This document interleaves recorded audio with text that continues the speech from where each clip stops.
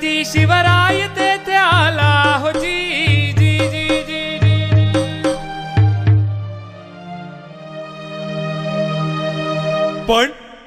पण फाजल खानानं त्याला ओळखलं आणि मग दैवान दगा तिथ दिला, दैवान दगा तिथ दिला, शिवाला त्यानं ओळखला, शिवाला त्यानं ओळखला, शिवसिद्ध असे मृत्यूला, शिवसिद्ध असे मृत्यूला, सरकन काढलं कटरीला, सरकन काढलं कटरीला, पोटात त्यानं भोसकला, पोटात त्यानं भोसकला, शिववेदनेनं कनवळला, शिववेदनेनं कनवळला, शिववेदनेनं कनवळला।